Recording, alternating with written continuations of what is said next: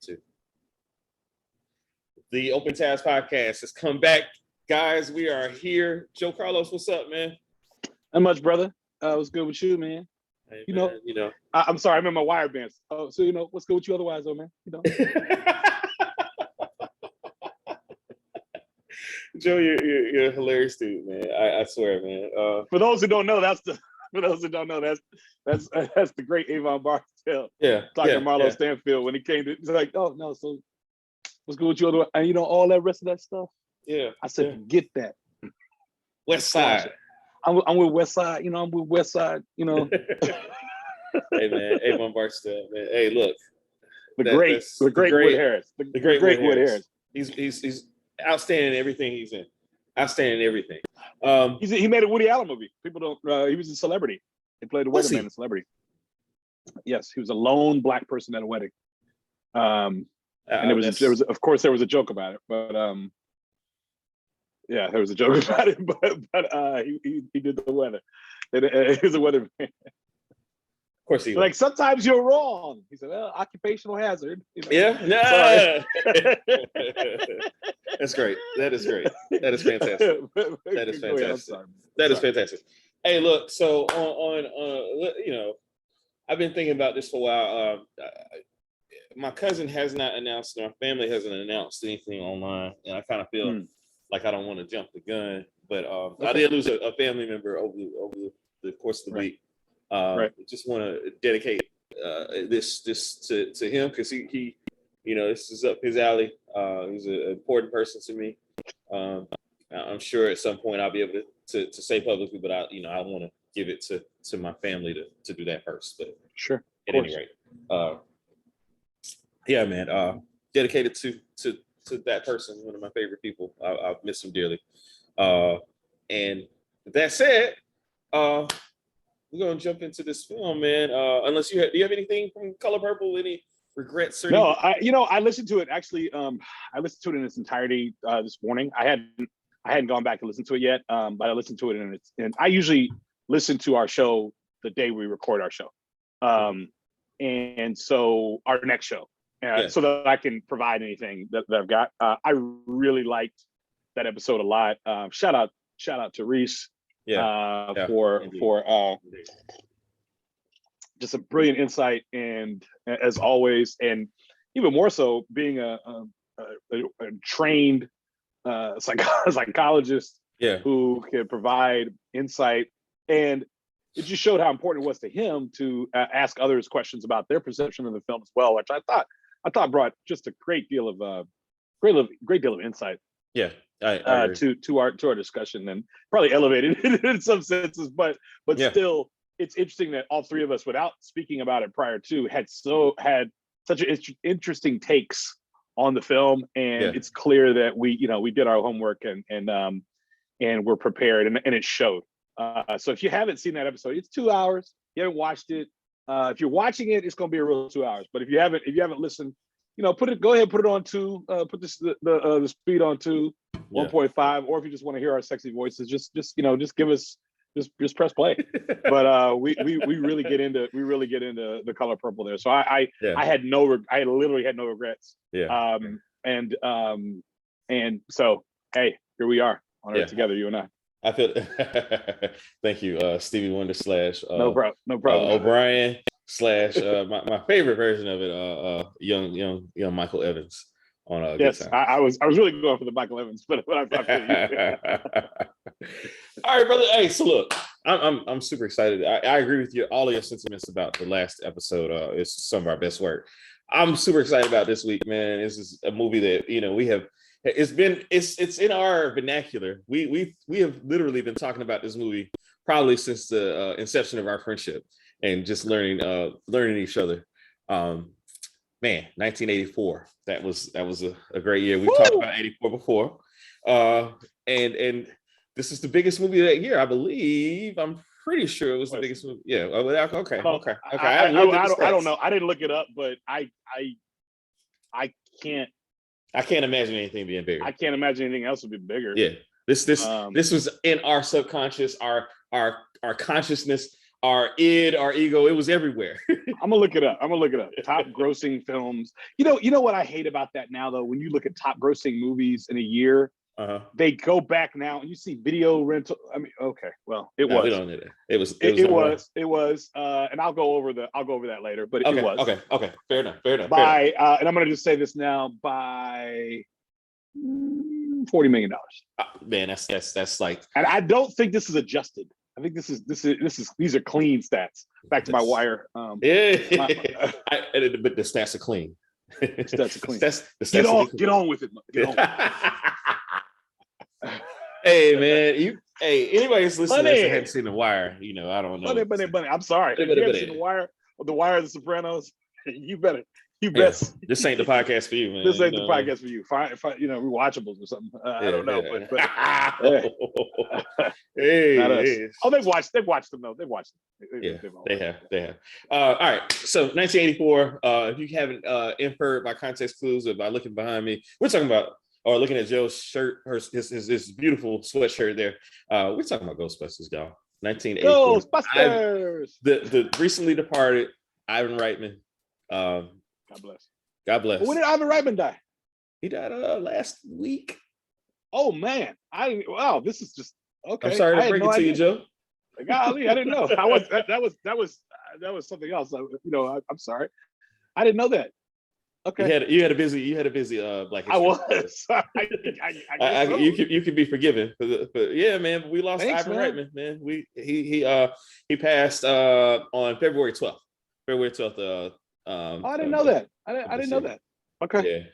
Yeah. Jason Reitman. Wow. Okay. Yeah. Died in his sleep, apparently. Okay. So lived a great life.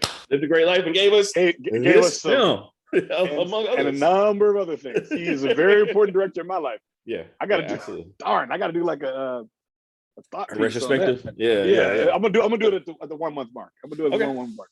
Okay. Gosh. Yeah, man. So, man. This is all right. So. I mean, you could not escape Ghostbusters in 1984. There was no way. Even if you had no access to a movie theater, even if you were, whatever the case was, it was literally everywhere. And I'll venture to say, well, I'll let you jump in it, Joe. Like, walk me through your journey towards seeing Ghostbusters and all that entrails, as Christopher Moltisanti would say. Thank you. It's interesting because by now, if you listen to our podcast, and this is probably our 30-something, 40, almost 40th episode. If you listen to our podcast, I can look that up quickly, but I'm not going to do that right now. But if you listen to our podcast, you have a better understanding of the fact that I was born in 1974. Okay. So when this movie came out, I was 10 years old. The movies of my childhood that were dominating my childhood, 9 times out of 10, unless it was a Rocky film or Color Purple like last week, but more often than not, I saw this not in the theater. I did not see these films in the theater, but I saw them on either home box office. I'm just going to say home box office. So, because if you don't know what that is, then we really have to talk. I saw it on home box office or on cassette. Yeah. And so this is one of those films, and partly because my mother thought that the title was of the occult. So if you listen to last week's episode, if you listen to the Color Purple episode, I explain how every day coming home, my mother would not listen to K104 or KVIL or any of the things in Dallas that would have pop or R&B or early days of hip hop. None of that music. We were listening to Heaven 97, 970 on the AM dial with the great Joe Bagby, who it was all gospel. Yeah. It was all gospel, like all day. That was what my mother listened to. Imbued us with it. So the term Ghostbusters, it was like, no. We're not doing that. We're not doing that. Even though specters are mentioned in the Bible and all that, I wasn't going to split hairs. Unfortunately, no one had a birthday party summer '84 wherein I could go to a Ghostbusters birthday party, right? So that did not happen. Okay. That did not happen summer '84. Okay. It was around us. You could not get away from it. The song was infectious. Yeah. But was I taken to see it? No. Was I allowed to go see it? No. No. Okay. I was not able to see it probably until it was on cable and I was in Jackson, Mississippi with my cousins and at my beloved Aunt Jean's house, Aunt Jean and Uncle Richard's house, watching with my brother Jordan and my cousin Driscoll. My sister was 1 year old at the time, was only 1 year old at the time in '84. So I probably saw it around '85, but you could not escape it. So it was a cultural phenomenon in a great summer, in a great year of when America, let's be honest here, America has some great years, United States of America, but 1984, talk an about election year. Yep, Mondale got wiped. He did later in November, but an election year.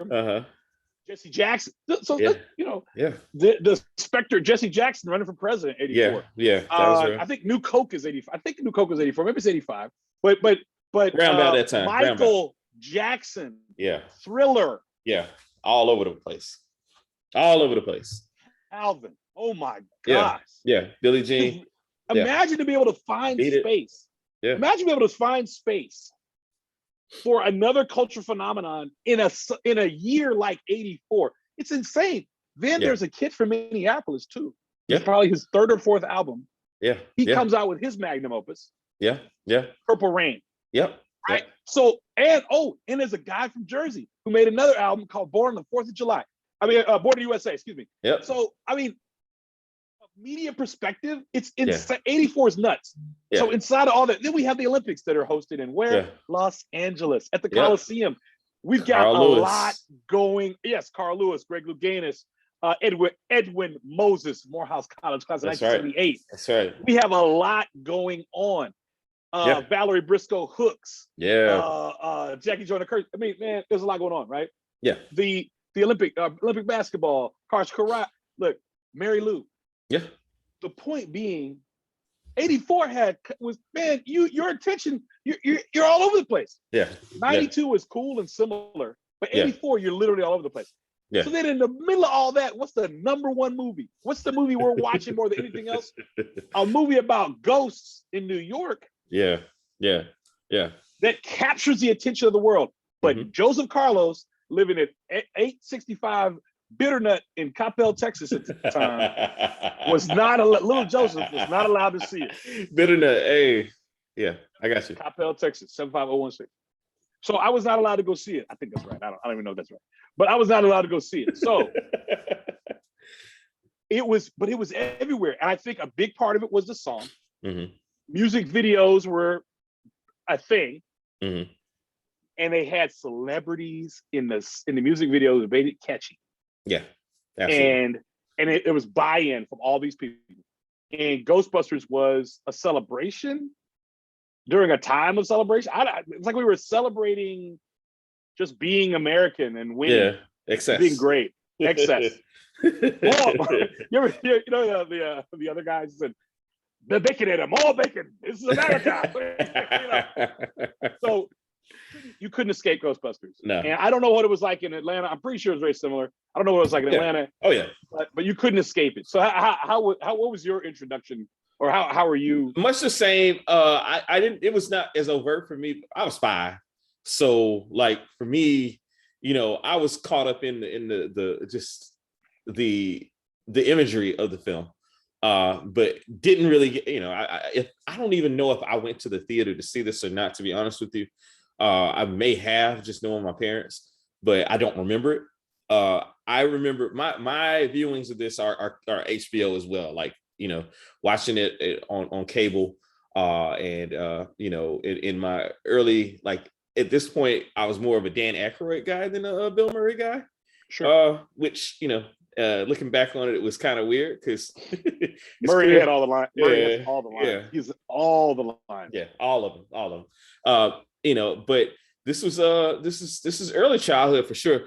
And to your point, man, like, we had gotten cable and MTV. You could not escape this video on MTV, no matter how hard you tried. It was literally on every 30 minutes or so, and on the radio every 30 minutes or so. And, this is, again, as you pointed out, the kings of the world: Michael Jackson, Prince, Lionel Richie. Like, Lord, how can I forget my dog Lionel? They're dominating. I can't slow down. I can't slow down. I'm sorry, Lionel. If you're listening, I'm sorry. Go ahead. The big man Clarence Clemens on sax with your boy Springfield. Springsteen, man. You know what I mean? Like the East Street Band. Like this is. I mean, when you talk about, I'm so glad that you pointed it out in this way. Competing for attention. Like your attention was. I mean, in '84, Cabbage Patch Kids. Cabbage Patch Kids. Like, I mean, you know, this is when we are starting to really see the dominance of multimedia and how multimedia can affect things.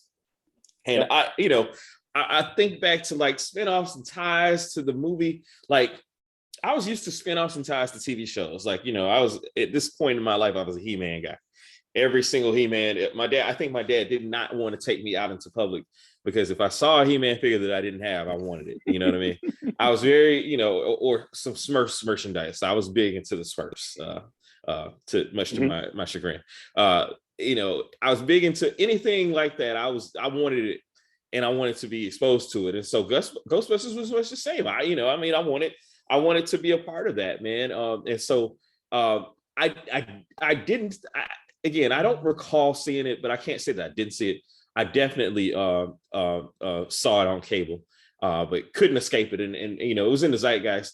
It wasn't something that we actually talked about oddly, you know, in school or whatever, but it was definitely something that, you know, it was kind of a given, like, oh, you've seen Ghostbusters, or, you know, if somebody say, I've not seen Ghostbusters, then, you know, they were getting clown, like, you know, how could you not see Ghostbusters? So there's that.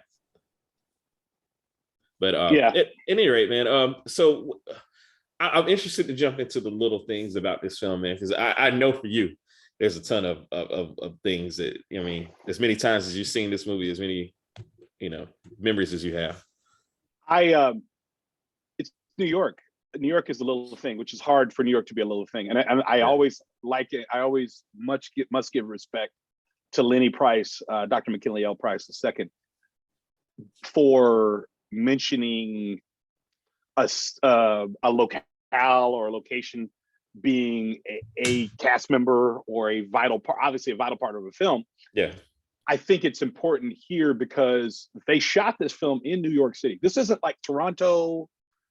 You know, by that point, Superman was being shot in Canada. Superman 2 was being shot in Canada. Superman 3, subsequently, Superman 3 was as well. They went to New York, had Bill Murray, Dan Aykroyd, Ivan Reitman, and Sigourney Weaver. Let's just keep it a buck. Yeah. And said, we're going to make this movie in New York. Yeah. It's going to be in huge New York venues, New York spaces, and with New York exteriors and interiors. We're going to do it like this. I think part of it, the authenticity of the film, is that it's shot where it was. So a little thing to me is 1984 New York, which is still in a hangover from disco in the 70s. It's starting to be huge. The same New York 3 years later we see in Wall Street, the same New York that we've seen there's so many wonderful New York pictures from 1984 to about 1991, 92. And in fact, we were going to possibly do one of those New York pictures for today. And there were just some amazing films we made in New York. I think the cinematic part of this movie is lost because of the comedy. But that New York, wherein Times Square was a crapshoot. It was not a family-friendly. It was not a family-friendly place where you just come and have Bubba Gump shrimp. I mean, it was an open air market for any number of vice trades. Yes, okay? Vice trades. All right. So look that up. If that went over your head, I'm sorry. I'm not slowing down. That's a different New York. Yeah, it's Ed Koch's New York. It's before Dinkins came in and did what he had to do, and then before Rudy came in and, let's be honest, cleaned some things up.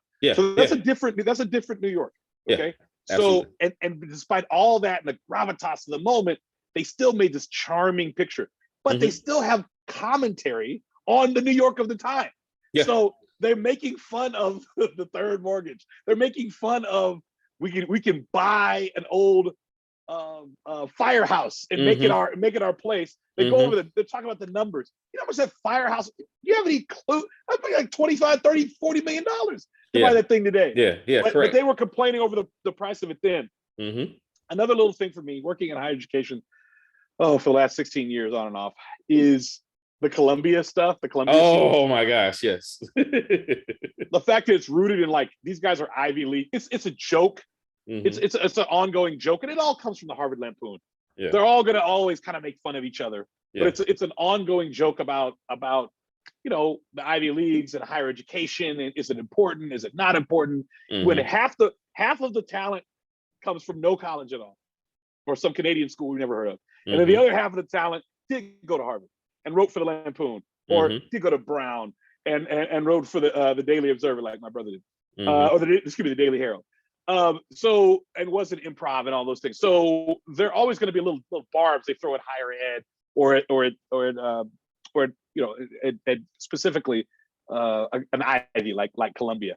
Yeah. I thought one more little thing for me was I did talk about the 84 authenticity of the moment. How certain things were such a big deal in 84. I really love that.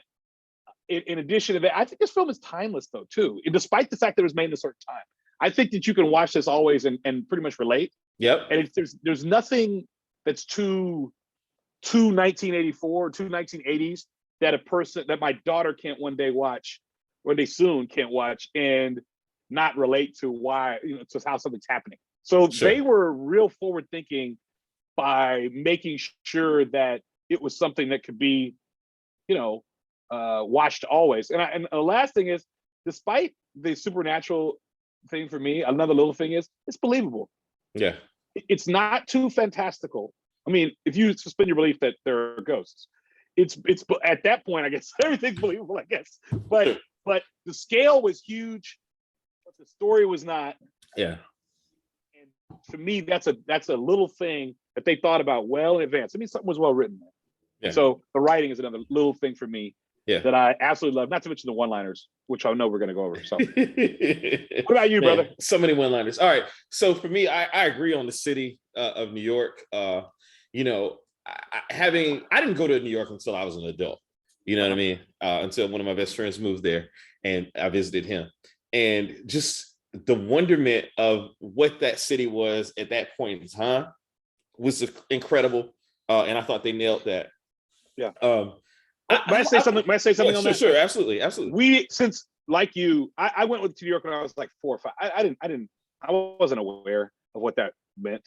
But where I grew up in Dallas, the fact that I'd been even at 4 or 5 put me in a hierarchical place higher than my classmates, many of whom thought they had things that are better than me just because of the color of our skin, or had experiences better than me just because of the color of our skin. But the fact that I'd been to New York, or I'd been to Boston, I'd been to these different places was a big deal. So, but to what you said, New York, this was New York to us. Yeah. Right. Yeah. So New York City to me was whatever Ghostbusters was. Yeah. Whatever it was. So I went when I was a little kid, and then I went back summer '89 when Ghostbusters 2 was in the theaters. 2 was in the theaters. Yeah.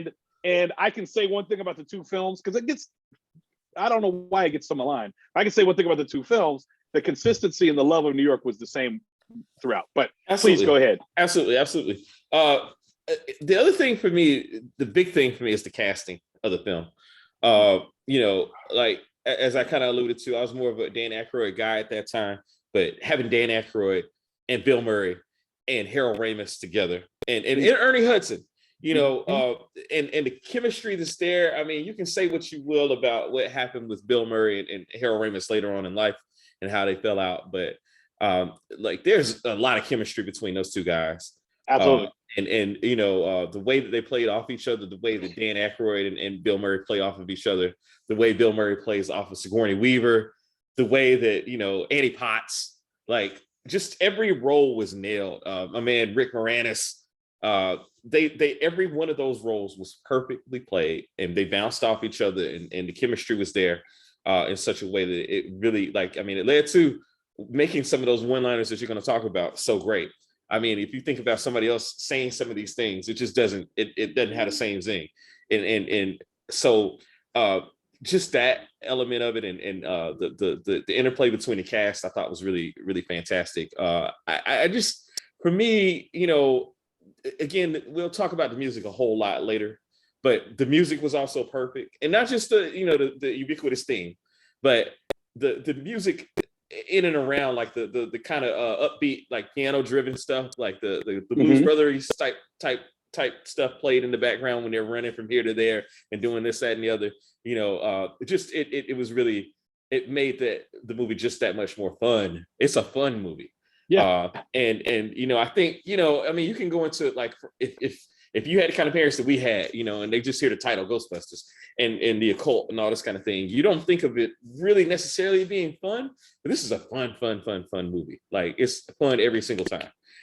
It's I mean, it has some jump scares for some smaller kids, but generally just a really fun experience, and all of that kind of went into that. So that's my thoughts on that. As far as your unsung heroes of the movie, Joe, who might they be? Well, Janine. Janine is my unsung hero, because she answers the phones. Without Janine, I mean, we're not going to ever, left to their devices, the three of them, they're never going to stoop to answer any phones. No. Janine is an unsung hero for me, and her glasses. Just Annie Potts she's an American gem in my estimation, and everything she's done, from designing women to that movie she had, that show she had in Birmingham about growing up with a Black woman, but I can't remember what it's called. I'll Fly Away. It was on Lifetime. It was on Lifetime. Okay. This show. I just remember like radio ads for that during Delilah. But Delilah. Oh my gosh. Delilah. What a time. There you go, Nina and Shay. Hey. So there's gonna be some singing today. I'm gonna do that today. Okay. But still, so yeah, and to me, Janine's great in that. Also, I mean, I think you gotta say Louis Tully. Rick Moranis' Louis Tully, to me, is, he's an unsung hero because he's this unassuming, I guess, like tax attorney. It seems like he's a tax attorney. Yeah. And we haven't really we talked about it. I never looked it back up, but it seems like he's a tax attorney. And as you and I mentioned, doing well.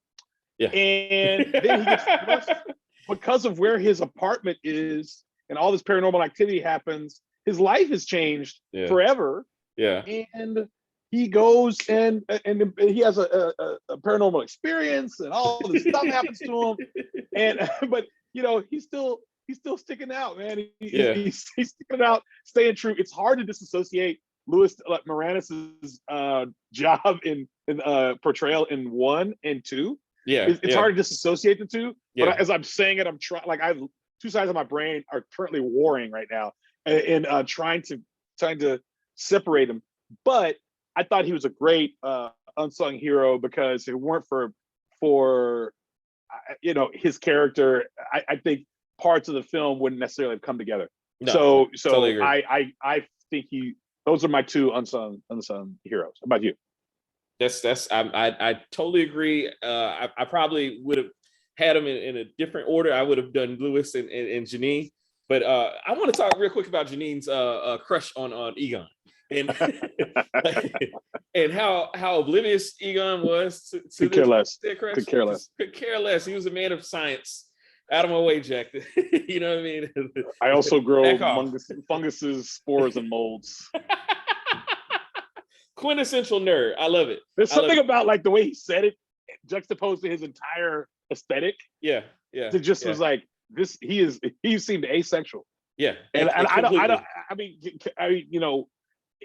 and or absolutely. And I don't say that in some way like it's right. I'm not trying to. Right. It's not at all. Yeah, it's not a pejorative. He seemed to have he seemed asexual, laser focused on science, and laser focused on what brought him happiness. Yeah, absolutely. So, but she was so oblivious.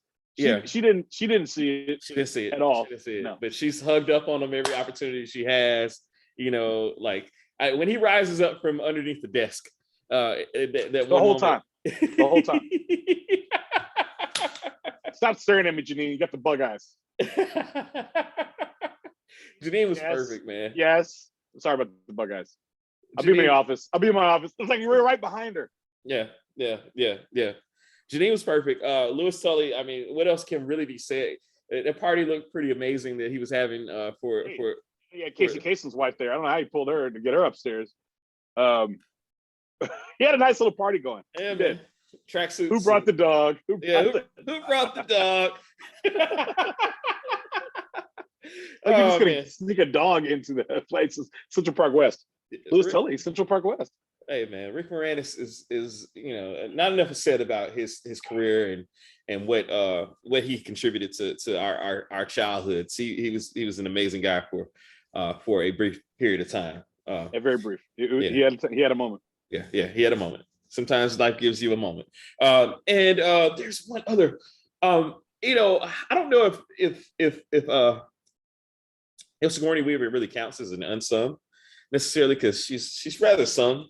But I think she's rather sung. Yes. But Dana versus when she's possessed by Zool, just the juxtaposition of those two characters. Like, I mean, because she really is doing a dual role at this point. I'm wondering, was that her later in the film when she was there in the woman who's with the box cut? Yeah, I thought that was her, but I could be absolutely wrong, but I thought it was her. I did, but I always worked under the assumption it was, and I mean that contributes so much to. Okay, you talked about 84. When did Aliens come out? Was that 84 or 85 or 86? Like that was. It was later. It was later. I watched that. I watched that with my dad on maybe 87. Okay. Alien is 80 or 81. Right. I think Aliens is like 86 or 87. I was in 6th grade when that came out. It was a big deal. Yeah. What was the woman's name? What's the woman's name? Ripley. No. Oh. The other one with the gun. The like the one that Michelle Rodriguez reminds me of now. Yeah. I can't remember that. I know exactly what you're talking about. She had a great line in that. She had a great line in the film. Yeah, I gotta go back and see that. But yeah, I think it was a little later. Okay. That was definitely a tagline of mine in 6th or 7th grade. So like I was able to see Aliens. I was a little older, but still. Oh, and one last thing, as far as the characters go, man. I love Winston. Like Winston was really trying to work. Yeah, I'm gonna get to why Winston was adding more feelings. He wasn't an unsung character. No, he wasn't unsung. For me, it's something different. But let's segue into that then. Talk about Winston. Let's start with this.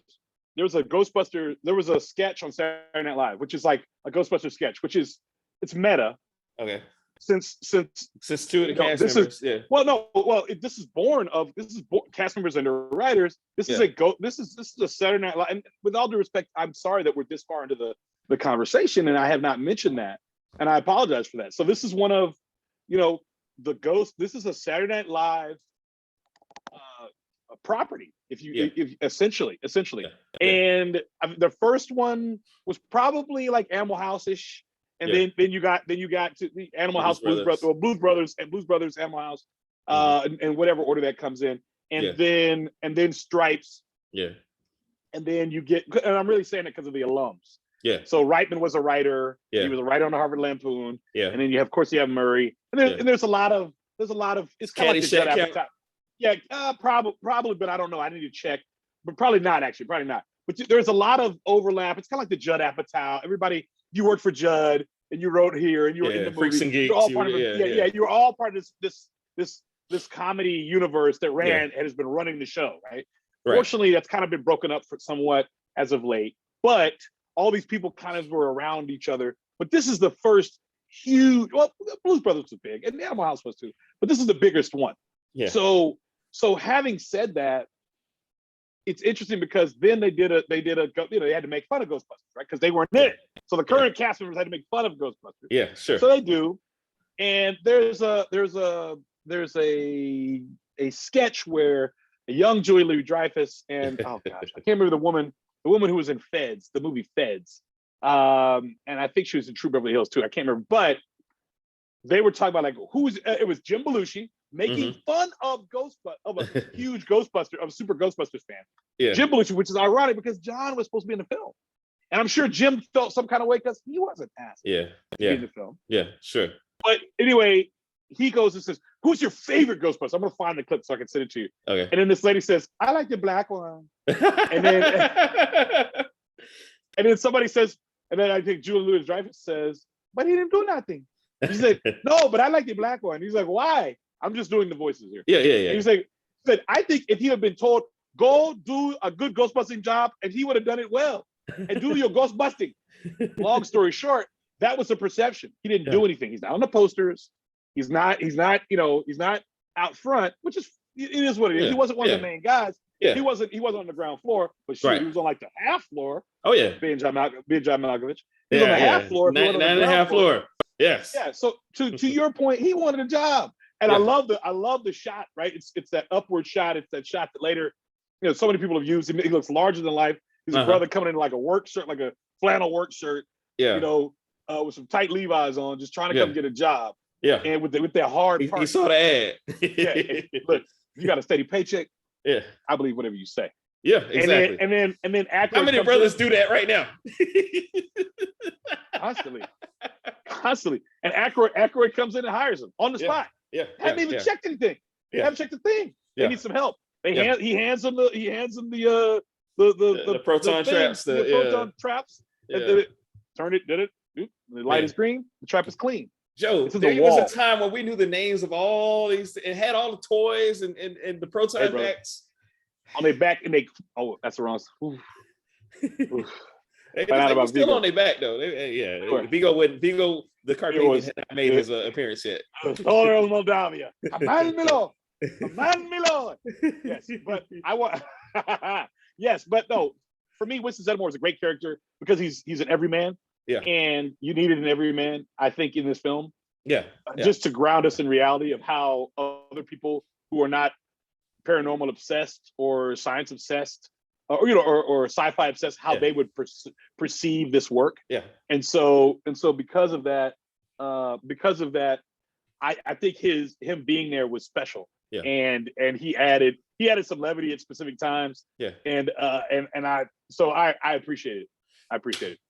Joe, I got him in my background and I completely forgot my other unsung hero. Stay Puft? The Stay Puft Marshmallow Man. I had never heard of Stay Puft before. I thought they were making a real product? Yeah, it is. I thought they were making fun of, I think it is, but I thought Stay Puft was real. I thought they were just making fun of the Michelin Man. I thought they were making fun of the Michelin Man too, but I thought it was real. Stay Puft Marshmallow Man. Well, maybe not. Maybe he is real. No, it's fictional. I'm sorry, it's fictional. But I thought it was. I thought Dana had a bag of Stay Puft in her apartment. If you pay close because it's fictional. Yeah, because she had a bag of Stay Puft marshmallows. How do you think they did the eggs on the egg gag? They had them pop. That surface probably was heated. I think it's probably the. I guess, but like truly, like it was like a Benihana. Yeah. It had to have been something like that. Yeah, that's my thoughts on it. But man, the Stay Puft Marshmallow Man rampaging through New York, and the origin thereof, just don't think it. They burn him, right? So these large globs of marshmallow. Hey, that's a way to go. Okay, I'm here. Melted marshmallow falling on you. Oh my gosh, just falling on you, man. Yeah. Let's have the biggest bonfire possible. Exactly. Go grab your Hershey's and your graham crackers. Let's do it. The Stay Puft Marshmallow Man was incredible in that, like, it was completely non-frightening, but also extremely menacing. Like, right. Perfect for that particular moment in the movie. The perfect culmination of, like, I mean, because you expect them to think of any number of things, and to think of the Stay Puft Marshmallow Man and have it come out and actually be a credible threat. They've tried to do this. I don't know if you've seen the Suicide Squad. No, I haven't. Yeah, that's not my. Spoiler alert for anybody who cares to watch it. The big boss at the end of the Suicide Squad is a giant starfish, much kind of like in keeping with this, except it probably was a little bit more threatening in what it was doing. But I mean, it gave credibility to the big ridiculous boss. And every video game now has some kind of big ridiculous boss, just like the Stay Puft Marshmallow Man. That if you take it as a joke, it will destroy everything you know and love. So there's that. Man. Unsung heroes, we've gotten that covered. We talked about Winston. I again just trying to work, answer the ad, and he did his thing. He was crucial. He was there, and you know, was perfect for the job. Did the job well. Like so many brothers, you know, just going to work. Dude, we just need a chance. We just need a chance. Just need a chance. Just give me a chance, man. Go ahead. Go. I've got so I have to do the speech. Yeah. For Louis Tully. Yes. And after he was possessed by Vince Clortho. Yeah. He got arrested, and he was on the street, got arrested. Keymaker. And said, I know you all are into this thing. So yeah, you know, the cops dropped him off down. Police dropped him off at the Ghostbusters. I know you all are into this thing, so here he is, you know. Yeah. Those are the Traveler. He will come in one of the pre-chosen forms. During the rectification of the Vodrani, the Traveler came as a large and moving torb. Then, in the third reconciliation of the last of the McKettrick supplicants, they chose a new form for him, that of a giant slore. And he showed the fools knew what it was to be roasted in the depths of the slore that day, I can tell you. Okay. Joe. So that was fantastic. Thank you. I read it every single time. Thank you. But brilliance. Yeah. And once we saw that, I said, okay, we have, I don't know what, I was 10 or 11. I said, I have seen something I will never forget now. Okay. I was 10. I was 10 when I saw it. I will see something I will never forget now. Yeah. Okay. Yeah. And I have a friend, my dear friend Dorian Noel Daggs, Esquire. I don't care how cool he gets, like big time guy, down in Palm Beach. Big time attorney. However, if I'm gonna call him after we're done, and I'm gonna say, give me I need the Louis Tully. And he will be able to spit it just like he did the first time in 1993. We lived at Drew Hall at 511 Gresham Place Avenue Northwest in Washington, D.C. And so I'm saying all that to say, this is a very memorable speech, and it lets you know this is a different type of sci-fi film. I later did the research on it. All of it was fake. Oh, yeah. That's what was real. Go ahead. That is what I was going to say, is there are about 50 Reddit threads, all of them asking, what does this mean? What does it mean? What is the meaning behind? And to your point, there is no meaning. It is strictly just creative writing. Creative writing. Aykroyd does not get some of the love he probably rightfully deserves. Oh, you know who is an unsung hero? Even though she was in the movie for 5 seconds, his beautiful wife Donna Dixon, who plays a ghost. That when he was asleep, she plays a ghost. She of Bosom Buddies fame. Yes. Well, yes. Yes, plays a ghost who then comes in and visits him in the night. So just can we talk about some of the guests? Like, all right, so the video had a bunch of celebrities, Run it, right? Run it. But like just the film itself, man, Ron Jeremy is in this film somehow. The Hedgehog, I don't know if we're allowed to. He was one of the he was like one of the barricaded, like when they had the barricades up, he's one of the people in the crowd there. Okay, I had no idea. The Hedgehog is there. I don't know how much we're allowed to talk about Ron Jeremy. He's been canceled. But, okay. I didn't know that. I didn't know. We know who he is, and if you don't know who he is, then you know that's good for you. But yeah, so he's there. Bill Walton's in the movie. Very briefly, Bill Walton. Yeah. Where? He was. I think he was one of the. No, he wasn't one of the guests that. He was in the parade. Maybe. I got to pull up the IMDb. But he's like that name just pops up. Bill Walton's there. Man, who else is in it? I want to say that Ray Parker actually has a moment in the movie too. Oh, I didn't know that. Okay. All right, I'm gonna have to pull it up, man, because no problem. Yeah. Since we're talking Ray Parker, Larry King. I knew Larry King was in. Reginald Vell Johnson. As you mentioned, Casey Kasem's wife. So Reginald Vell Johnson was the guard. And Casey Kasem, though. And Casey Kasem's in it. Yeah, he's in it. Yeah. He's in it. And this is at the height of Casey Kasem's powers. Oh, yeah. It's like right now, today would have been his day. Saturday, well, at least where I grew up. Yeah, Top 40 Countdown. Saturdays. Top 40 Countdown was on Saturdays, yeah. Remember Friday night videos? Remember that? Oh, yeah. And in Atlanta, we had night tracks on TBS. Of course. The Friday night videos on NBC? Yeah, absolutely. I remember I got to stay up for Malcolm Jamal Warner hosting with Tippus Bledsoe, and then later, I remember Jazzy Jeff and the Fresh Prince hosted. Oh gosh, that was a big deal. God bless the '80s. Yeah, but good, clean fun. So I knew Casey Kasem was on, and he talked about what happened when because Sigourney Weaver was listening to Kasem. Right. as they talk about the Ghostbusters, and then he comes back and gives her an update on her case, I guess, in a sense, which never really ends until it ends, to the end of the movie. So so Ron Jeremy was a man behind a barricade. Debbie Gibson, of 80s pop fame, she was the birthday girl in Tavern on the Green. So the scene. Wow, was she an actress? No, she just was there. She's, I mean, uncredited, was in the scene. Ivan Reitman was the voice of Zool and Slimer. I knew that. Bill Walton was himself, apparently, but uncredited. So I don't know what exactly he did, but he was somewhere probably towards the end, just based on how they do IMDb. He was a Boston Celtic at the time. Yeah. He was on that team. Their 84 team. 84 team. Yeah. Which was like probably their greatest team ever. Yeah. probably their greatest team ever.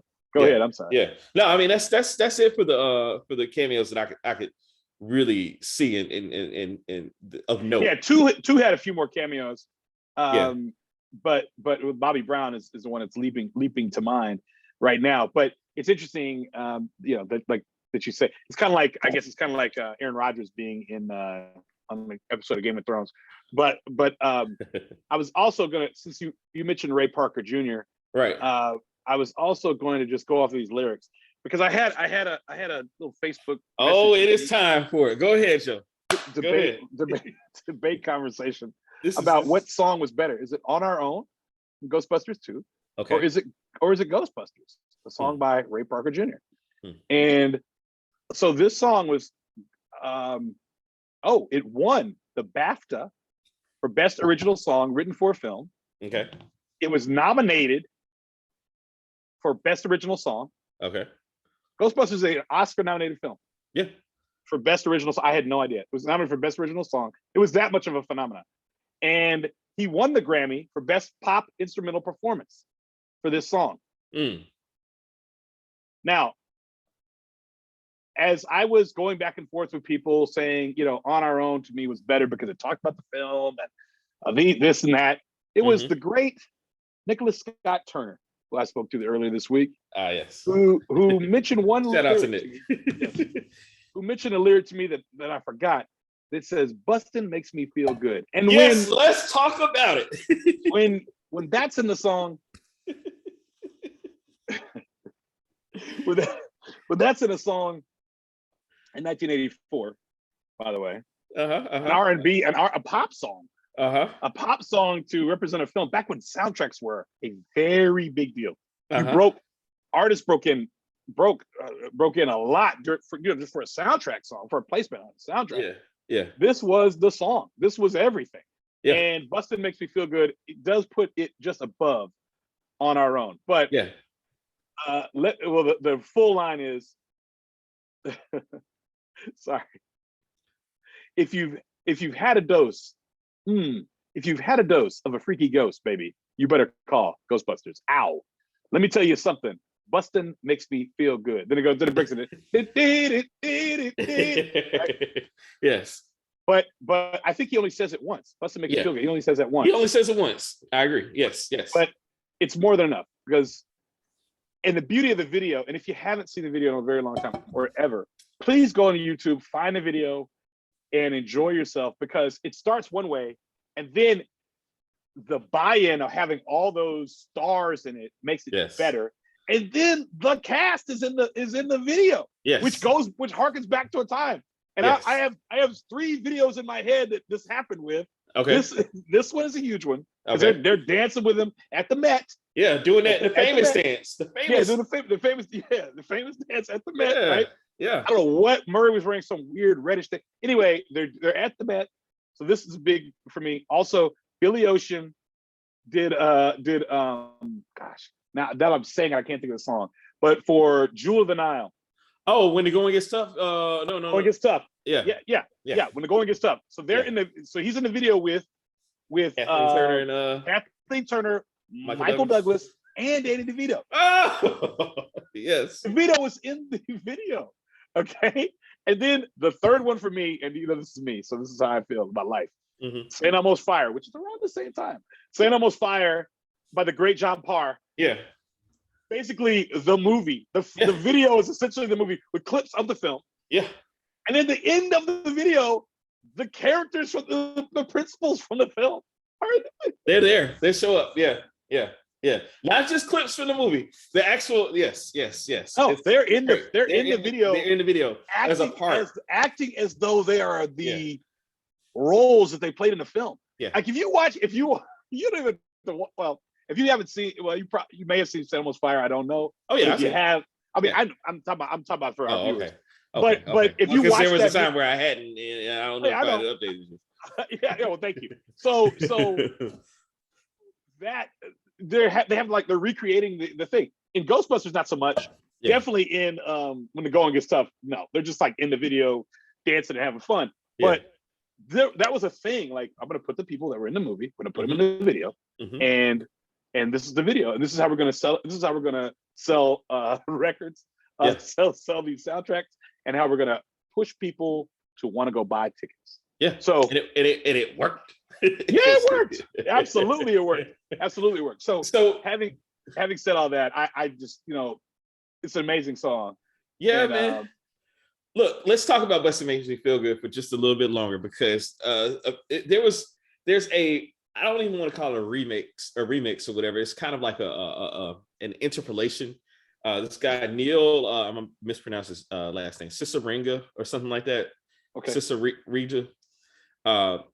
It's just called Bustin'. And it has that line and him just saying bustin', bustin', bustin' over and over and over again. And it's incredible. And they brought that up to Ray Parker on the Questlove interview for him. And if you've never listened to the Questlove Supreme, all of their shows are like 3 times longer than any of our longest shows. So it can be it can be difficult to Yeah, I listened to the Boys in the Hood one. Yeah. Boys to Men. Sorry, Boys to Men. And they're friends. So it only added to the time. Yeah. But it's just But the Ray Parker interview is hilarious, is incredible. He talks about how Stevie Wonder was driving and tried to hit him. So adding credence to the whole Stevie Wonder can see theory. He's like, Stevie's definitely blind, but he was definitely driving and trying to kill me. But he talks about this. And then, he also talks about the lawsuit that happened between he and Huey Lewis. So are you familiar with that, Joe? I've read about it, but I didn't.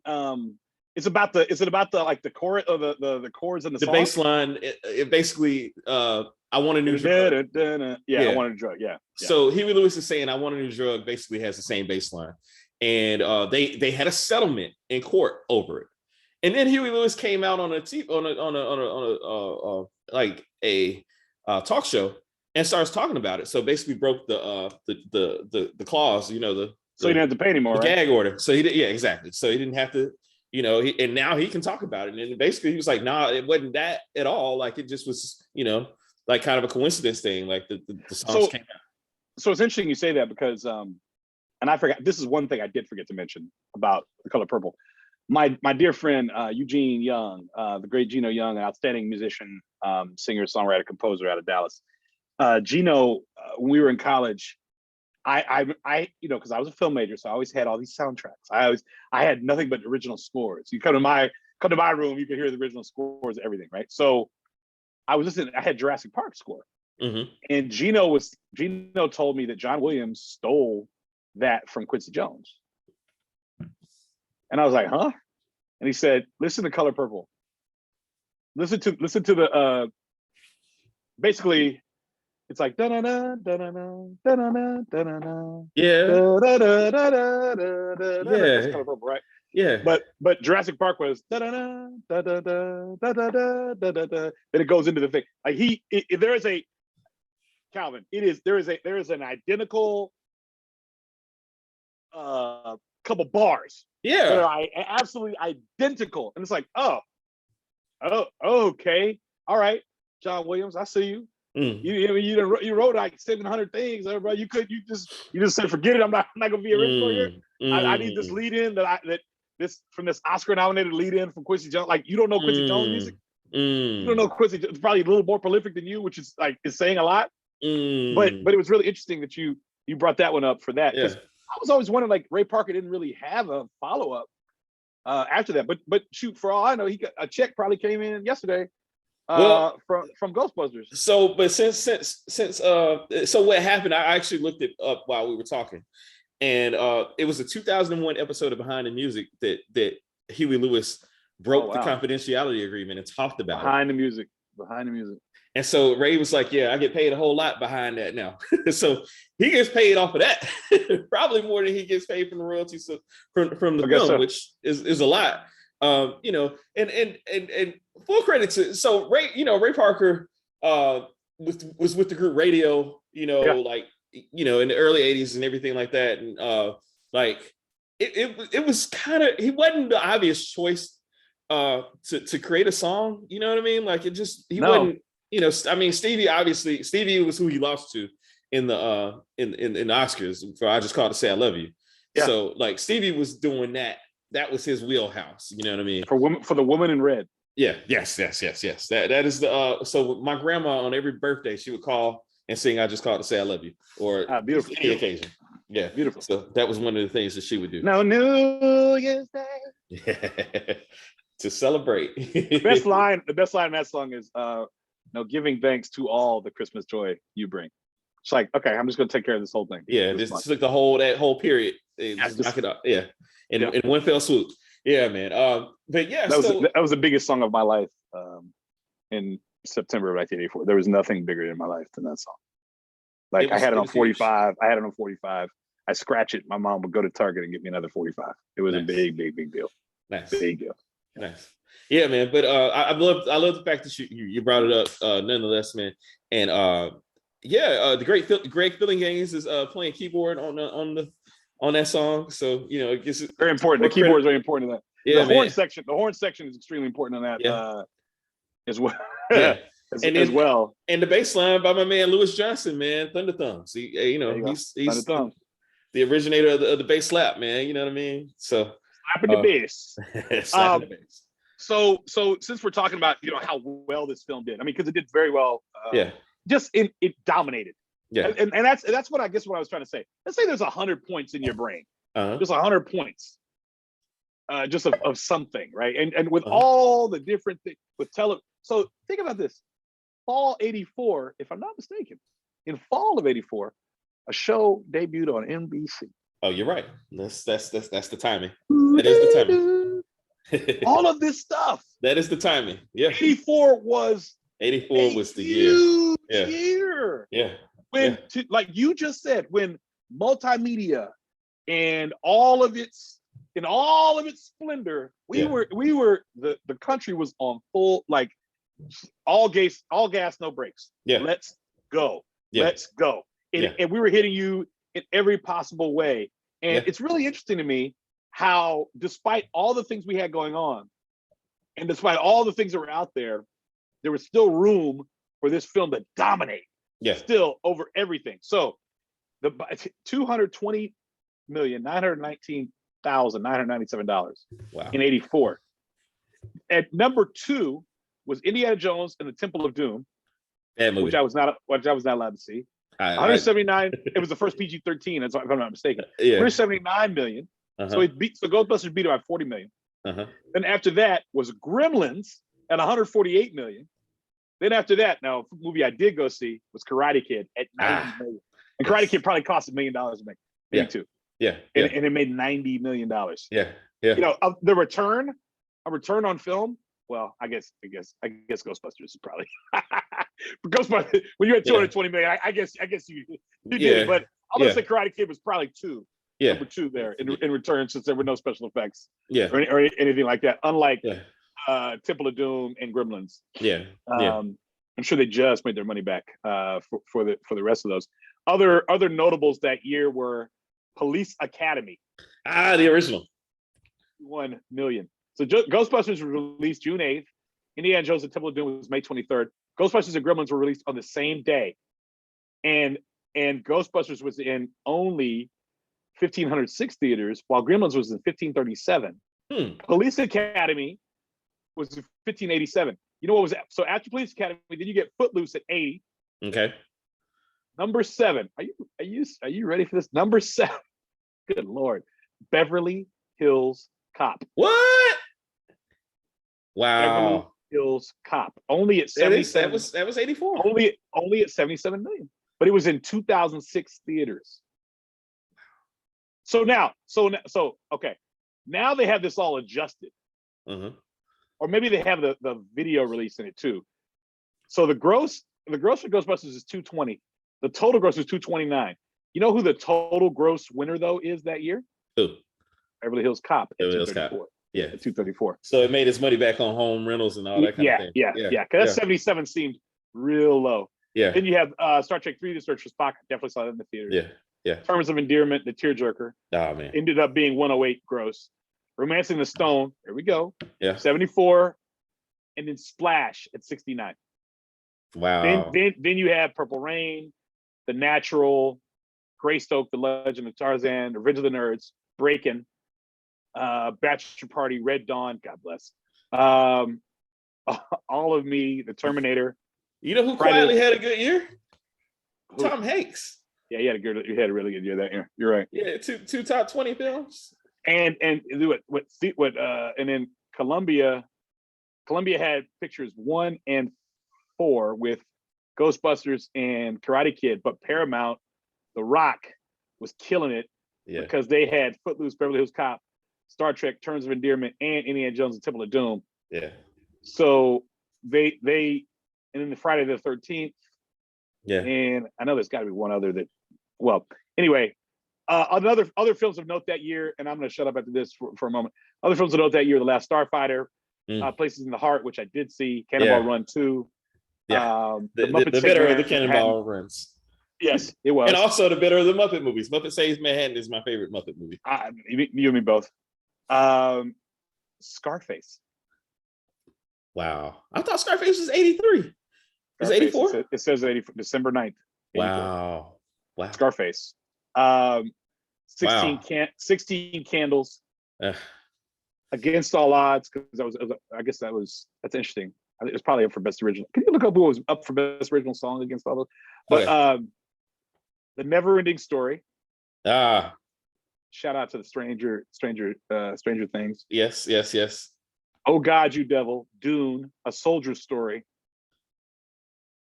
Amadeus, jeez, Beat Street, The Ice Pirates, Supergirl, saw that in the theater. Children of the Corn, The Big Chill, Starman. There's a lot of movies. But Starman did. The Big Chill only did 12 million gross. 56. That's crazy to me. It was only in 832 theaters. So if that's released now, that soundtrack did far better. Though I'm almost positive. Yeah. Cotton Club was also that year. Did 11 million. Probably cost 9. Wow. 11 million. The Rescuers is 83 release. DC Cab. Wow. Yeah. This is kind of fun to look at. Nightmare on Elm Street was that year. Which Oscars was this? It was the 8. So you just do it by year. Just the 84. If it's 84, it's 84. Okay. That's how they do it. That's how they. I know. It's like we look at it like, oh, what year did the Oscars happen? So it's 84. It should be 1984 Oscars. Okay. You should be able to scroll down and see original song. I usually am much better about this. No, but I'm usually quicker on the. I usually get off. I'm off a year when I do it. Yeah. But nonetheless. No, it wasn't that year. It must have been the year before because that's Flashdance. Let's see here. I'm wrong, of course. Then it was it 85? It has to be 85. Oh, my bad, man. Oh, you good? You good? Here. Purple Rain won the score. All right. So best original song. Should be I Just Called. I Just Called to Say I Love You One. Against All Odds. Footloose. Let's Hear It for the Boy. Let's Hear It for the Boy. Footloose had 2 songs. Yeah, I mean it's a musical. It makes sense to me. And oddly enough, so Amadeus won Best Picture, and Rock Me Amadeus, which was Rock Me Amadeus was a big song that year. Was it like Falco? It was it was Falco. What's weird is though, in that year they had original song score, and then original song.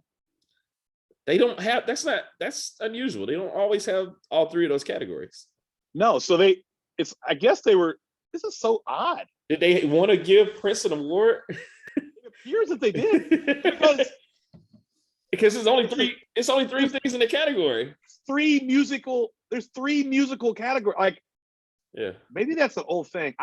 I've never heard of that before. Me neither. Music original song score. What's the difference between score? But fortunately, Muppets Take Manhattan was up, and it had some great songs. Oh yeah. And then I guess Chris Christopherson and the songwriter was also up, but the winner being Purple. So basically, they were acknowledging the body of work that was the soundtrack. Okay. So I guess it's best soundtrack. Essentially, it's called song score, but it looks like best soundtrack because he didn't win for the song Purple Rain. Okay. He won for the music from Purple Rain. So Joe, I looked at the next year, right? Yeah. That's not a category the next year. No, I was it in 80? Was it a year before then? Let's see. If so, that is the wildest thing we probably have ever talked about on this show. They created a category for Purple Rain to win. Prince can win an Oscar. Prince and Stevie Wonder can win an Oscar the same night. Wow. Which increases it. Maybe it was a way for diversity. All right, so it was the best original song score or adaptation score was in the previous year. And it had only 3 nominees that previous year. Yentl, which I've never heard of Yentl. You know Streisand, man. Yeah, she's a great tagline. She loves him, but he loves her, but she loves her. It was really weird. Okay. The Sting 2 and Trading Places. Trading Places? The Trading Places that we've done on the Open What music? What music did they have? I don't know. Constance on the Make. I don't know. And that ain't an original song. That's definitely adapted. The Neutron Dance. I don't know. I mean, unless what? The Neutron Dance. That's all. I think Landis used the guy he used that Reitman used all the time. That Reitman used from oh gosh, I can't think of his name now, but he used him in Animal House. Okay. He was a big time scorer, and he wanted a heavy score for the comedy. Okay. But yeah, so for original. So looking back, that was a category. I've seen some history there. That was the. So what it is? Been the dawn. Prince won the very last one of them. Yeah, I guess so. So either way, Prince is a history maker. Plus, it makes me feel good. It's the greatest line. It is. I forgot that A Soldier's Story was up for Best Picture that year. I thought the only nomination was Adolph Caesar. Oh, no, that in picture. Wow. Tell me the director though. I would hope that it was Norman Jewison, right? Yeah. It was. Was he up? No, sir, he was not. Back to what my father said. Yeah. Picture, no director. Was it natural? Yeah, was it natural up for Best Picture? I don't think it was. Huh. Should have been. Oh, Places in the Heart was amazing though. Yeah. So was the Killing Field. So was Amadeus. Yeah. That's a tough year. I've seen all those movies from that year too. That's a tough year, boy. They're throwing heat. Yeah. the high stinking cheese. Yeah. And that one. That's when Sally Field won. Yeah. That was young Danny Glover was on a roll, bro. Oh yeah. Back then, by the way. Yes, he was. Then he did Silverado the next year. Yeah. He was on a tear. Yeah. So I know we got off on a tangent on that one, but we were looking at specifically how well it did. Yeah. And I'm pretty sure the soundtrack, which I can't tell you another song from the film, but I'm pretty sure the soundtrack did well as well. Yeah. And I'm even in a year like that, number one songs in 1984. I'm sure Ghostbusters is. Oh no, okay. The number one song of '84 was "When Doves Cry." Okay. Ghostbusters, though, from a movie, was number 9. Yeah. Fair enough. But okay. So "When Doves Cry," what's love got to do with it? Of course, "Say," "Footloose" from a film, "Against All Odds" from a film, "Jump," "Hello," "Owner of a Lonely Heart," then Ghostbusters, then "Karma Chameleon." God bless it. 84. That's a murderer's row of songs, man. Every last one of those songs. Is incredible. Actually, this whole then I don't remember "Missing You" by John Waite, but then "All Night Long." Oh, "Missing You." I ain't missing you at all. Oh, maybe that. Oh, that's him. Okay, then I Yeah. do know it. Since you've been gone, Oh, wait. I miss you. Sorry. I'm off. Sorry, Nina. I'm off. Let's hear it all night long. Let's hear it for the boy. They love. Let's hear it for the boy. Dancing in the Dark. Oh, one of the Girls greatest Just videos Wanna ever. Have Fun. Yes. Radio Gaga. Time After Time. Jump for My Love. Talking in Your Sleep. Self Control. I don't know that song. Oh, Let's that's a great Laura Branigan. Yes, it is Laura Branigan. Make me lose my. All right, so if you ever play Grand Theft Auto, any of those Grand Theft Auto games, yeah. I don't. It's great. It's a great song. Okay, I believe you. Hold Me Now, song. Joanna. I just called to say I love you at 25. Somebody's watching me. Break My Stride. 99 Left Balloons. Gosh, all in 1 year. I can dream about you. The Glamorous Life. Woo! Oh, Sherry by Steve Perry. Sherry, yeah, the great Steve Perry. It's funny how many of these people were also on 85's biggest song, We Are the World. Oh yeah, absolutely. Look, but probably because they were Grammy nominees and they were in town to be able to go record. Can you imagine? Just Grammy night, instead of going out, you come to record a song to raise money to procure feed food, the hungry. Yeah, feed the hungry in the continent of Africa instead of going out. That's the biggest. That's the power of Quincy Jones. It's the power of Quincy Jones. It is. Quincy Jones did that. Well. Let us realize. I'm up to 50. It's bad. It's a bad list. I know all these songs. Bad list. I know all these songs. Bad list, brother. Borderline. That's my Sunglasses at night. Borderline is still my favorite Madonna song. Borderline and the one from Bedtime Stories, the baby face one. I know. That and Live to Tell is mine. Live to Tell. Live to Tell is number 3. I love Live to Tell. And Open Your Heart, just because the way it opens. Open Your Heart's great. Yeah. I like that. I like the video as well. Borderline's lyrics are so killer. When I think Madonna though, it's total video hits one. It's like they were made, even though I know she was in TV, but that era of Madonna, like True Blue, and all that kind of stuff, and they were filmed. She was making small films back then. They weren't quick, showy, flashy stuff like that. It was a very different look and feel. We are way off though, but we are. But anything else?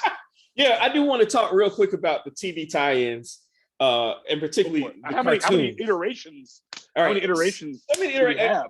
So check this out, though. The crazy thing about the cartoon. So, there was the Ghostbusters cartoon. And if you notice, they had to call themselves the real Ghostbusters on the cartoon, right? Because there was another one. There was a Ghostbusters from like the 30s. It was like a serial. And I thought it was because there's other groups that another group just came out. So they were actually the original. And like with the gorilla and like I remember that. Weird with, but they were original. And they were like this long dead, like almost in the whatever when it goes to the public domain. You know how stuff goes to the public domain if it hadn't been used. Yeah, it was almost to that point. And then they released Ghostbusters the movie, and they were like, "Oh yeah, well, we're gonna capitalize on this, and we're gonna, So you like on your little TV guide, you say, "Oh, Ghostbusters cartoon is coming on. I'm gonna watch that," and it's the fake, but original. I remember that. I just never understood why they were capitalizing on the. And we know Winston Zeddemore was played by whom on the real Ghostbusters? Arsenio, wasn't it? Exactly. Yeah. Arsenio! The Arsenio Hall. In case you thought only things Arsenio could do with Eddie Murphy or his own talk show, he definitely was Winston. The great Lorenzo Music. Anytime Bill Murray's involved, Lorenzo Music's going to play his cartoon version and vice versa. So the great Lorenzo Music was Ray. Dave Coulier, my main man, Dave Coulier of You Ought to Know fame and Full House fame. You Ought to Know fame. I like that. And Out of Control also. I can't. I'd be remiss if I didn't mention Out of Control on Nickelodeon. One of my favorite shows of all time. Did you ever see Out of Control? I know of it though. My Jordan probably. My brother watched it. Yeah. Yeah. I was gonna say it's definitely a Jordan thing because they had a lot of improv, a lot of good stuff on there. But yeah, man. So the cartoons, and then of course, like the cartoons went on for years and years and years. Slimer was a big character in the cartoons. Mm-hmm. And a lot of people my age probably know the cartoons better than the movie to some extent, and get confused by, because the characterization is so different. Like Egon's a blonde on the cartoon, and doesn't look anything like Harold Ramis at all, and Peter doesn't look anything like Bill Murray really, but again has Lorenzo music, so it's Bill Murray, right? But anyway, cartoons were great, and controversial, and people cashing in as they do. And then Halloween that year, and I love the resurgence when the Ghostbusters franchise came back. The resurgence of the Halloween costumes, because those Ghostbusters Halloween costumes were the ones, like, except no substitutes. You could not have a bootleg Ghostbusters. I didn't even have. My mother wouldn't get them. I just had like a shirt. And I just put Zeddemore on my shirt. I wrote Zeddemore on the shirt. Oh wow! And that was who I was. And then I had a backpack, like an extra backpack. I was the black. I was Winston. And the rest of the guys, Wally Jones, Ryan Eatman, and I can't remember the third. I think it's Jeff Ellenbogen, and then me, Wally Jones, Ryan Eatman, Jeff Ellenbogen, and me, Joseph Carlos, nice. As Winston Zeddemore in nice. fourth grade for Halloween, and we were a big deal. I bet. But we all had different variations of the Proton Pack, because Ellenbogen had. I remember Jeff had like a box that was black, and then they put he had an egg carton that they spray painted black and taped it to it, and then like a tube. His mom, Mackie Ellenbogen, she had like a tube. He had like the fake gun. I mean, his thing was pretty legit.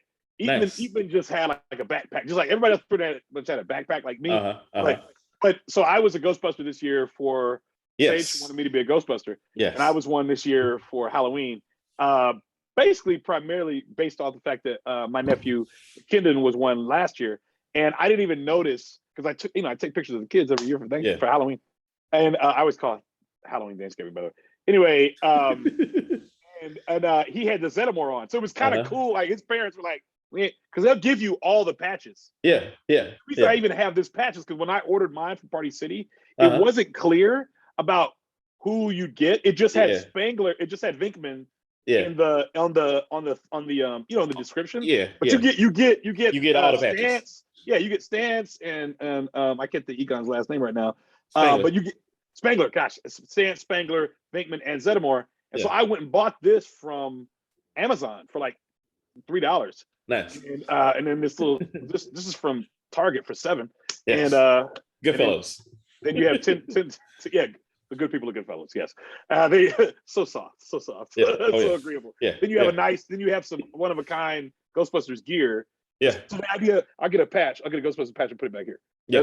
That's the idea. Just and then you can go on the shoulder. You go to kids' birthday parties, man. Yeah. Play the song, and it don't look good. He-Man. Oh man, what a time! Hey, so I think, I know we talked about the famous Louis Tully, Vince Clortho line. Any other one-liners that you want to? I've seen blank that'll turn you white. And I told you my favorite line. I told you my favorite line is. Forget. Actually, I want to hear yours because I want to get this line right. But what are your favorite lines? So of course, I like cats and dogs, and it's like cats and dogs living together or something like that. Like mass hysteria. Yeah, mass hysteria. Dogs and cats living together. Mass hysteria. Yeah. Let's see. The are you a god? And she's like, no. Why am I blanking on these lines, man? I had them already. When somebody asks you of a god, you say yes. Yes, that's exactly it. Somebody asks you of a god. You say yes. Let's see here. I found mine, but go ahead. Found yours? Yeah. Go ahead and do yours, man, because I'll fill up, because this is really a joke. Like this is your wheelhouse. Okay, thank you. I appreciate that.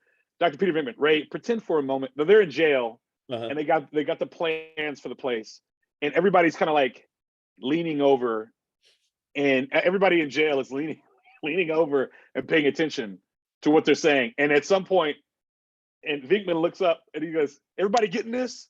Because they're in the holding cell, and like all the guys in the holding cell looking like, This is interesting, right? So is everybody getting this? And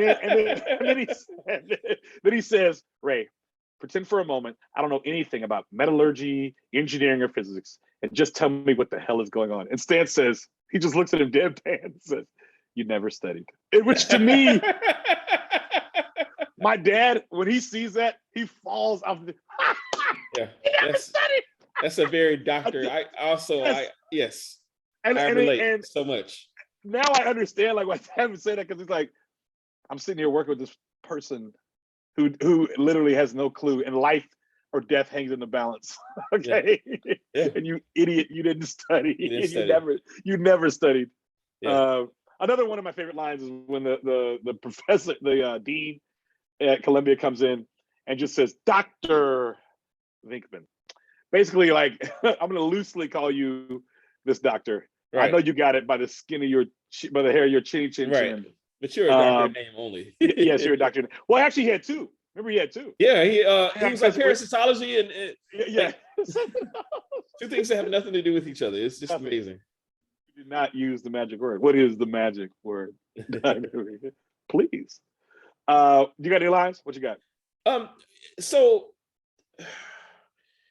Oh, yeah. There was the line, my line where he's like, back off, I'm a scientist. Like, I refer to that all the time. When what exactly was happening at that moment? It was Egon that says it. He's like, back off, I'm a scientist. Where somebody was bugging him about something or the other. And then the one about the roach, like, it'll bite your head off. Winston says, hey, wait a minute. Hey, hold it. Now, are we actually going to go before a federal judge and tell him that some moldy Babylonian god is going to drop in on Central Park West and start tearing up the city? Then Spengler says, Sumerian, not Babylonian. Yeah. Vinkman, yeah, big difference. Winston, no offense, guys. I got to get my own lawyer. Yeah, man. Yeah. It's it's more about the dialogue, even in some points, than it is about the actual quotes, like the one-liners themselves. But they play off each other again. To the point earlier, man. They play off each other so well. It's fantastic, man. So anyway, I think we got everything for Ghostbusters. I don't know. I hope Lenny's listening. I hope Lenny gives us some feedback, because I know he's invested in it. I know Jordan is invested in it as well. Absolutely. But yeah, yes, indeed, brother. Well, hopefully, Busted makes me feel good. We did some. Hopefully, we did justice to this film. I love this movie. It ranks as one of my favorite films from my childhood. It's still one of my favorite films today. Yeah. Top 25 for me. Period of all movies ever made. Yeah. I just love the way it makes me feel. Yeah. And it's nostalgia. Reminds me of a time. Yeah. And even when, like we mentioned, a time in 1984 when there was so much competition, this film still rose to the top. Yeah. And killed it. Yeah. And ruled the day. So yes, indeed. Hey, brother, I appreciate you always. No problem. I did finally find my one other quote. Oh, let's go. That's the bedroom, but nothing ever happened in there. What a crime. What a crime. Yes. Very nice. Good old Peter Vinkman. Yeah. No, man, I enjoyed this movie tremendously as well. You said that the two caught some flack, but for me, I love two just as much as I love one. Yeah, I do too. I love Vigo. Vigo the Carpathian Master and everything. Evil. Yes, the Master of Evil. Try to battle my boys. That's not legal. That's not legal. Bobby put a lot into that, man. Bobby. Hey, let's circle back to that. I don't think we concluded that really. So which is better to you? On Our Own or Ghostbusters? On Our Own. On Our Own is a better song. Yeah, I think On Our Own by our hair. And I like the cameos in On Our Own. Like they stay with the look. This is your reading. This is your assignment. If you've gotten this far, this is the assignment of any of our listeners. Yeah. Go out to YouTube, Vivo, wherever you find your videos from the past. Watch the two videos and just let us know. Yeah. Let us know. Let us know which is your favorite. Yeah. What you feel. Personally, I'm an On Our Own guy. Yeah. But it is what it is. But yeah, I know all the lyrics to On Our Own to this day. Like I definitely know them. Yeah. Summer '89, and that's another song. Ooh. Yeah. Yeah. They picked some summers, boy. They picked some times to make some. They did, but they lived up to it. Summer '89. Yeah, 1989, the summer. No, another number. Lord of the fucking drummer. Music hit your heart because you got soul. Yeah, brothers and sisters. But that's Do the Right Thing. Obviously, that's June 23rd. Everything changed with the Batman. I'm Batman. Yeah, and that's not Christian Bale. That's Batman. That is Michael Keaton, Mr. Mom, baby. That's it. Mr. Mom, Daddy. Mr. Mom is an underrated film. It is. I'm just gonna say that. It's an underrated film. It doesn't get its due. But it's probably on right now in Poland or in Poland Springs, Oregon. It's on somewhere. Yeah. It's on somewhere. It's streaming. Somebody's watching. Martin Mull. Ah, the great Martin Mull, man. Great Martin Mull. Yes. Yeah. Not enough is said about his greatness. At any rate, Joe. Until next time, I've been Calvin Smith. He's Joe Carlos. This is the Open Skies Podcast. We're still here, still standing, still strong, like Antoine Fisher, baby. Follow us. I'm still waiting. Go ahead. I'm sorry. I'm so sorry. Oh yeah, Jodeci, absolutely. Follow us, listen to us, stream us, subscribe, like, tell a friend, all that good stuff. Interact, get our numbers up, baby. Until next time, we'll see you. Peace.